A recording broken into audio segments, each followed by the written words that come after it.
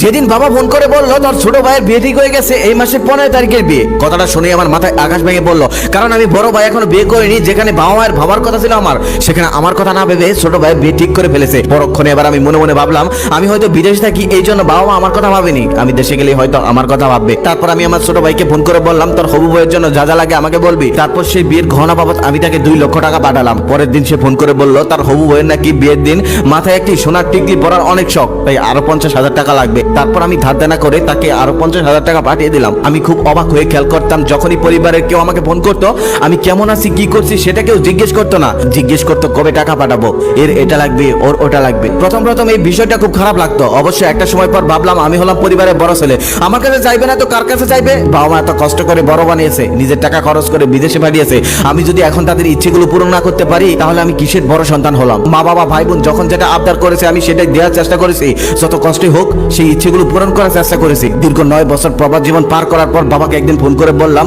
বাবা আমি দেশে ফিরে আসতে চাই। বাবা তখন বলল দেশে এসে কি করবি? তখন আমি বললাম কিছু একটা করব, তোমাদের ছাড়া আর ভালো লাগে না, ভাই বোনদের দেখতে ইচ্ছে করে। বাবা তখন রাগ নিয়ে বলল দেখতে ইচ্ছে করে ভিডিও কলে দেখ, এখন কি আর সেদিন আছে যে এসে দেখতে হবে? আমি সবেমাত্র ঘরের কাজ ধরেছি, তুই যদি এখন চলে আসিস তাহলে সেই ঘরের টাকা পাঠাবে কে? সেদিন বাবার কথা শুনে আমার মনে হলো আমি আসলে একটা টাকার মেশিন। মানুষ এমনি এমনি বলে না, প্রবাসীরা হলো পরিবারের জন্য শুধু একটা টাকার মেশিন, তাছাড়া আর কিছুই না। এভাবে আরো 1 বছর কেটে গেল, 1 বছরের মধ্যে ঘর কমপ্লিট হলো। তারপরে আমি হুট করে বাড়ি চলে আসলাম, যেখানে বাবার কথা ছিল আমাকে জড়িয়ে ধরার, সেখানে বাবা দূরে দাঁড়িয়ে আছে। ছোট বোন রাগ করে আছে, কারণ ওর হাজবেন্ডের জন্য একটা রোলেক্স ঘড়ি আনতে বলেছিল, আমি এনেছি অন্য ঘড়ি। আমি ছোট বোনকে বললাম আরে পাগলি এই ঘড়িটা অনেক দামি। তখন সে বলল তোমার দামি ঘড়ি তুমিই দাও, আমার হাজবেন্ড এই ঘড়ি নিবে না, তোমার দামি ঘড়ি তুমি হাতে নিয়ে বসে থাকো। অথচ ছোট বোন বলে গেল ছোট থেকে ও যা চেয়েছে আমি কখনোই কোনো ইচ্ছাও ওর অপূর্ণ রাখিনি। ছোট ভাই রাগ করে আছে, কারণ ওর স্ত্রীর জন্য আইফোন আনতে বলেছিল, আমি সেটা আনতে পারিনি, অন্য একটা ফোন এনেছি। ছোট ভাইকে বললাম দেখ আমি একবারে চলে এসেছি, সবার জন্য সবকিছু আনতে হয়, আর আমি যা টাকা ইনকাম করেছি তা তো বাড়িতেই পাঠিয়ে দিয়েছি, আমার কাছে তো তেমন টাকা ছিল না,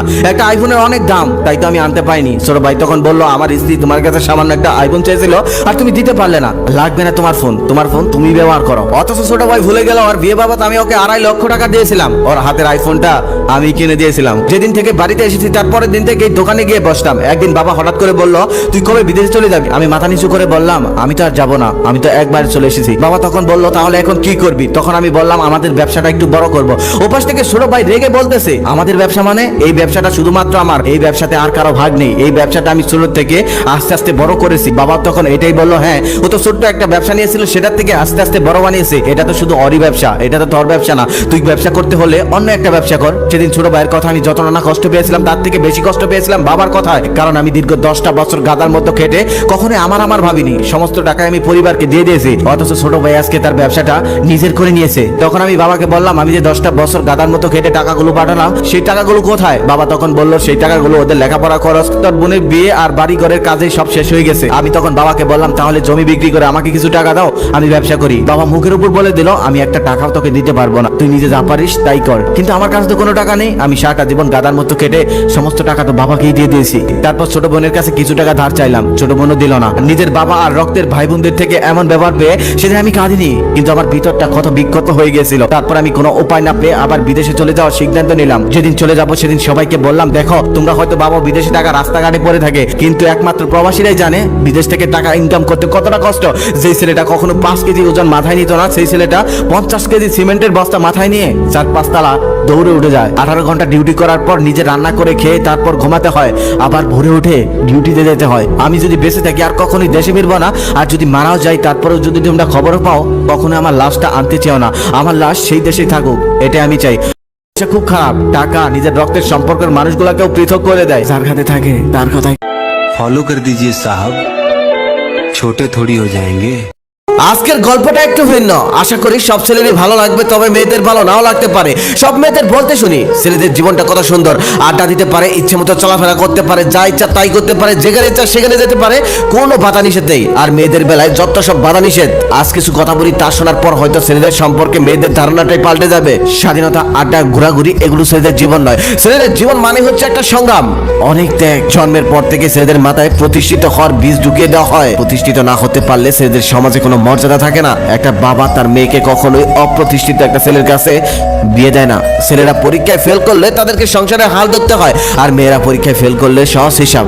তাদেরকে বিয়ে দিয়ে দেওয়া হয়। আবার মেয়ে যদি সুন্দরী হয় তাহলে তো কোনো কথাই নেই, তাহলে তার জন্য প্রতিষ্ঠিত ছেলের অভাব পড়ে না। সরকারি কর্মকর্তা, ডক্টর, ইঞ্জিনিয়ার তার জন্য সিরিয়াল লেগে যায়। আর ছেলেদের ক্ষেত্রে সুন্দর হলো টাকা।